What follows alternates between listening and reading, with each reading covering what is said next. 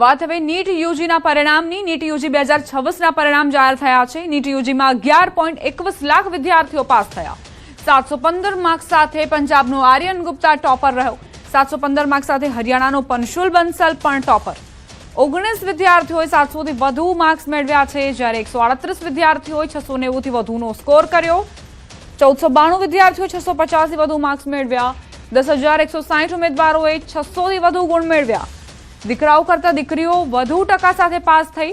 58% વિદ્યાર્થીનીઓ qualify થઈ છે। 55.1% વિદ્યાર્થીઓ પાસ થયા છે। દેશના 20 લાખ વિદ્યાર્થીઓએ આ પરીક્ષા આપી હતી। દેશના 5,440 કેન્દ્રો અને વિદેશના 14 શહેરોમાં પરીક્ષા યોજાઈ હતી।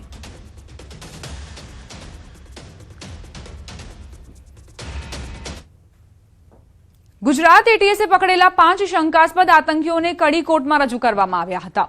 અગાઉ પકડાયેલા 8 શંકાસ્પદોની પૂછપરછ દરમિયાન મળેલી માહિતીના આધારે આ 5 શંકાસ્પદોની ધરપકડ કરાઈ હતી। કડી કોર્ટે તમામ 5 શંકાસ્પદોના 8 દિવસના પોલીસ રિમાન્ડ મંજૂર કર્યા છે।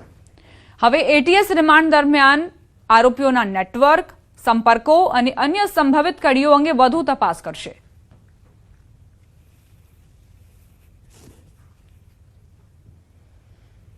રાજકોટના ઉપલેટામાં એક જ સમાજના 2 જૂથ વચ્ચે હિંસક અથડામણની ઘટના બની। ધોરાજી રોડ પર મામલતદાર કચેરી નજીક 2 કાર સામસામે અથડાતા મામલો ઉગ્ર બન્યો હોવાનું પ્રાથમિક અનુમાન છે।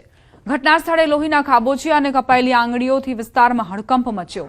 આ ઘટનામાં બંને પક્ષના મળી કુલ 4 લોકો ઇજાગ્રસ્ત થયા છે। તમામ ઇજાગ્રસ્તોને પ્રાથમિક સારવાર અપાયા બાદ વધુ સારવાર માટે ખાનગી હોસ્પિટલમાં ખસેડાયા। બનાવ પાછળ જૂની અદાવત હોવાની ચર્ચા છે। જોકે ઘટનાનું સાચું કારણ પોલીસ તપાસ કરી રહી છે।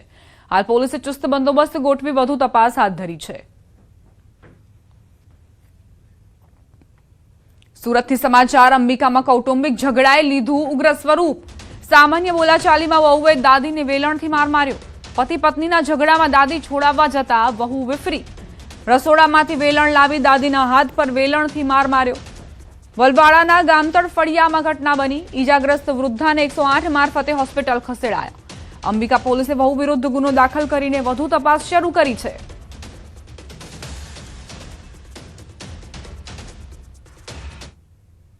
ગીર સોમનાથથી સમાચાર। ઉનામાં જીઆરડી જવાન એસીબીના છટકામાં આવ્યો છે।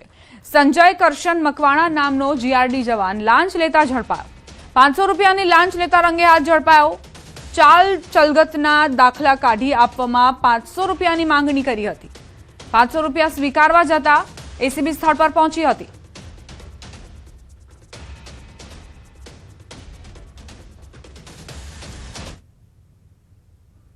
ગીર સોમનાથથી સમાચાર। બોગસ ડોક્ટર ઝડપાયો છે। ઉનાના કંસારી ગામે એસઓજીની કાર્યવાહી। ડિગ્રી વગર એલોપેથિક સારવાર આપતો શખ્સ ઝડપાયો। ખાનગી ક્લિનિક ચલાવતા ભાવેશ ધીરુ સોલંકીની અટકાયત થઈ છે। રૂપિયા 2.87 લાખથી વધુની દવાઓ અને મેડિકલ સાધનો જપ્ત કરવામાં આવ્યા છે। ઉના પોલીસ સ્ટેશનમાં ગુનો નોંધાયો। એસઓજી અને મેડિકલ ઓફિસરની ટીમે સંયુક્ત દરોડા પાડ્યા। આરોપી સામે વધુ તપાસ હાથ ધરાઈ છે।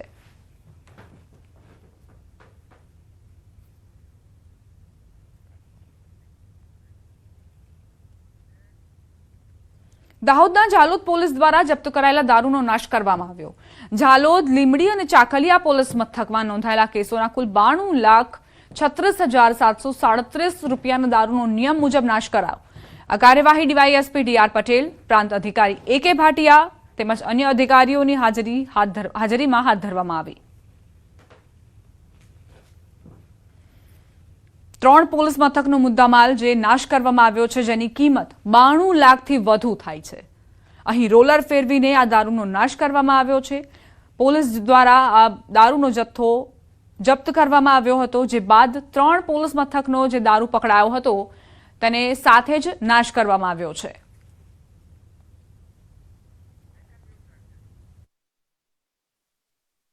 બે 2025-26માં પકડાયેલ જે ઇંગ્લિશ દારૂ હતો તેનું નામદાર કોર્ટમાંથી મંજૂરી મેળવી અને પ્રાંત અધિકારી શ્રી દ્વારા એની કમિટીની રચના કરી અને આજ રોજ કુલ 53,245 ઇંગ્લિશ દારૂની બોટલો કિંમત રૂપિયા 92,36,737 રૂપિયાનો મુદ્દામાલ નાશ કરવામાં આવેલ છે। અમદાવાદમાં ભૂવા પડવાનો સિલસિલો યથાવત છે। રાજપથ રંગોલી રોડ પર ભૂવો પડ્યો। ભૂવો પડતા કાર ચાલક માંડ માંડ બચ્યો. સામાન્ય વરસાદમાં જ ભૂવો પડવાનું યથાવત છે. વારંવાર આવા ભૂવાના કારણે લોકો પરેશાન થઈ રહ્યા છે. આમ તો અમદાવાદીઓને આદત છે કે તેઓ કોર્પોરેશન પાસેથી કોઈ જ આશા ન રાખે અને આ પ્રકારના ભૂવા માટે ચોમાસા દરમિયાન જે સર્જાતી સમસ્યાઓ છે તેની માટે તૈયાર રહે. પરંતુ હજુ તો સામાન્ય વરસાદ જ વરસ્યો છે. અમદાવાદમાં એટલો બધો વરસાદ પણ નથી વરસ્યો કે આ રીતે રસ્તા પર સમસ્યાઓ સર્જાય, ભૂવા પડે. પરંતુ આ સ્થિતિ છે રાજપથ રંગોલી રોડ પરની કે જ્યાં મસમોટો ભૂવો પડતા જ કાર ચાલક માંડ માંડ બચ્યો છે. સામાન્ય વરસાદમાં જ ભૂવા પડવાનું યથાવત છે. અનેક સવાલોની વચ્ચે પ્રશાસન જવાબ આપશે કે નહીં તે પણ એક સવાલ છે. સ્માર્ટ સિટી કહીએ અમદાવાદને કે ભૂવા સિટી કહીએ, તેને લઈને પણ અસમંજસની સ્થિતિ છે.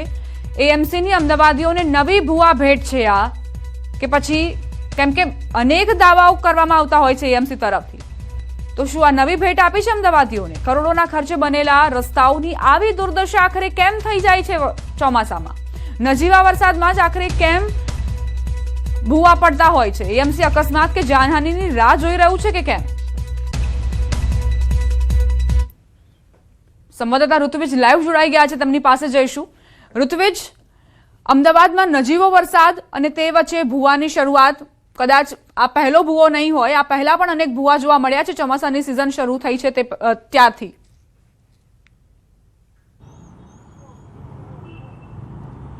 દીપા, અમદાવાદ મ્યુનિસિપલ કોર્પોરેશનના અધિકારીઓએ છે તો દર વર્ષે પ્રી મોન્સૂન એક્શન પ્લાન છે તે અસરકારાત્મક બનાવ્યો હોય અને પ્રી મોન્સૂન એક્શન પ્લાન હેઠળ જે કામગીરી થતી હોય છે તે કામગીરી પણ પૂરજોશમાં ચાલતી હોવાના દાવા કરવામાં આવતા હોય છે.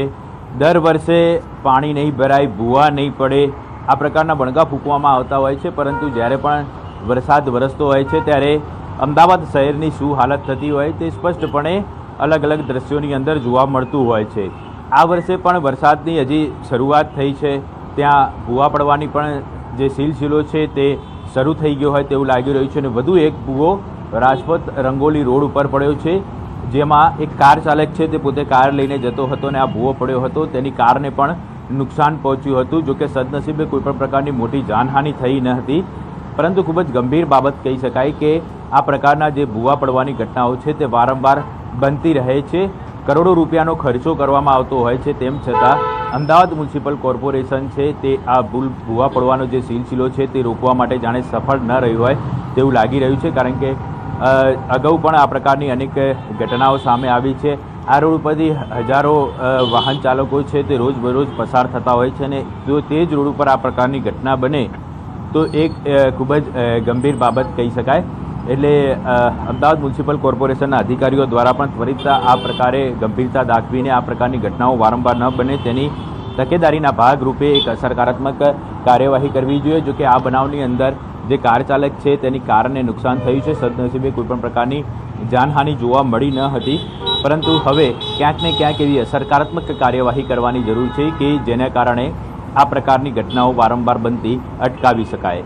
જી ઋત્વિજ, આ જે ઘટના બની છે, આસપાસનો જે વિસ્તાર છે ત્યાં કેટલી અવર જવર રહેતી હોય છે? અને અત્યારે તો વહેલી સવારનો સમય છે, કોર્પોરેટ ઓફિસીસ ત્યાં છે, તો એ સમસ્યા થઈ શકે છે કે અહીં ટ્રાફિક જામ થાય?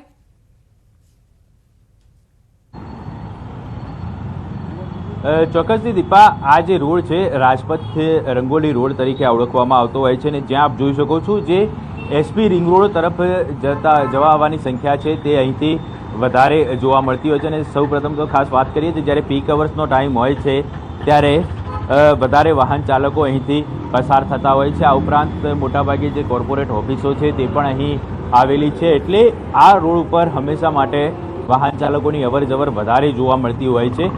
ત્યારે જ અહીં આ પ્રકારનો જે ભૂવો પડવાની જે ઘટના ઘટી છે અને આસપાસનો જે વિસ્તાર હાલ તકેદારીના ભાગરૂપે કોર્ડન કરી લેવામાં આવ્યો છે. એટલે અહીં ટ્રાફિક જામ થવાની પણ સમસ્યા સર્જાય તો નવાઈ નહીં, કારણ કે જે રોડ છે હળદા ઉપરનો રોડ છે તે હાલ અહીં બેરિકેડ લગાવવાના કારણે બ્લોક થઈ ગયો છે. એટલે લોકોએ ક્યાંક ને ક્યાંક આ પ્રકારની ઘટનાઓ બનવાના કારણે ટ્રાફિક જામની પરિસ્થિતિમાંથી પણ પસાર થવું પડતું હોય છે. એટલે આ પ્રકારે આ જે ઘટનાઓ છે તે ખૂબ જ ગંભીર કહી શકાય. જો પીક અવર્સની અંદર મોટી સંખ્યામાં વાહન ચાલકોની અવરજવર હોય અને તે સમયે જો આ પ્રકારની ઘટના બને તો ક્યાંક ને ક્યાંક જાનહાનિ થઈ શકે છે. અગાઉ પણ આ પ્રકારે જાનહાનિ થઈ હોવાના અનેક બનાવો સામે આવ્યા છે. એટલે ત્વરિત આ પ્રકારે ગંભીરતા દાખવીને એવી કામગીરી કરવી જોઈએ કે જેથી કરીને આ પ્રકારના બનાવો બનતા ચોક્કસથી અટકાવી શકાય. આભાર ઋત્વિજ જાણકારી આપવા માટે. અમદાવાદમાં રાજપથ રંગોલી રોડ પર આ ભૂવો પડ્યો છે. જોકે પ્રશાસને અહીં સારી કામગીરી શું કરી છે કે કોર્ડન કરી દીધું છે કે જેથી અન્ય જે વાહન ચાલકો છે તેમને જાણકારી રહે કે અહીં ભૂવો પડ્યો છે. પરંતુ આશા રાખીએ કે આ ભૂવાનું સમારકામ ઝડપથી કરવામાં આવે. અરવલ્લીથી સમાચાર. બાયડ પોલીસ સ્ટેશનમાં આગ લાગ્યાનો મામલો સામે આવ્યો. જૂના પોલીસ સ્ટેશન ખાતે વાહનમાં આગ લાગ્યાનો મામલો. દારૂના કેસનો ખાર રાખી પોલીસને પાઠ ભણાવવા માટે આગ લગાવ્યાનો ખુલાસો. જૂના પોલીસ સ્ટેશનમાં મુદ્દામાલના વાહનોને આગ લગાવી. પેટ્રોલ છાંટી સીએનજી રિક્ષા અને આઈસર કન્ટેનર ટ્રક સળગાવ્યા. 1.25 લાખના મુદ્દામાલને પહોંચ્યું નુકસાન. પોલીસ તપાસમાં 2 આરોપીઓ ઝડપાયા છે. પૂછપરછ દરમિયાન તેમણે ગુનાની કબૂલાત કરી છે. બાયડના રોહિત ઠાકોર અને રિતિકે આગ લગાવી હતી. સંવાદદાતા હાર્દિક જોડાઈ ગયા છે વધુ જાણકારી સાથે. હાર્દિક, શું ઘટનાક્રમ? ચોક્કસથી અગાઉ 5 દિવસ પહેલા એક ઘટના બની હતી. બાયડ જે જૂનું પોલીસ સ્ટેશન છે ત્યાં વાહનોમાં આગ લાગવાની ઘટના બની હતી, જ્યાં સ્થાનિક પોલીસે પીઆઈએ ખુદ આગને કાબુમાં લીધી હતી. પરંતુ તપાસ દરમિયાન સીસીટીવી દ્રશ્યો તપાસ દરમિયાન જે ઘટના સામે આવી છે ચોંકાવનારી સામે આવી છે કે પોલીસે ભૂતકાળમાં જે દેશી દારૂના જે કેસો કર્યા હતા તેની અદાવત રાખી અને 2 ઈસમો જે બાયડ મૂળના વતની છે, સ્થાનિકના વતની છે, તેમના દ્વારા આગ લગાડવામાં આવી હતી. જે વાહનોમાં પેટ્રોલ છાંટી અને સીએનજી રિક્ષા, આઈસર કન્ટેનર ટ્રક એમ કુલ 2 વાહનોમાં આગ લગાડવામાં આવી હતી, જેમાં પોલીસે 1.25 લાખનો મુદ્દામાલને નુકસાન પહોંચ્યું અને પોલીસ ફરિયાદ દાખલ કરી છે. બંને આરોપીએ પોતાનો ગુનો કબૂલ્યો કર્યો છે. ત્યારે કહી શકાય કે પોતાની જે ધરપકડની અદાવત રાખી અને પોલીસને પાઠ ભણાવવાનો પ્રયાસ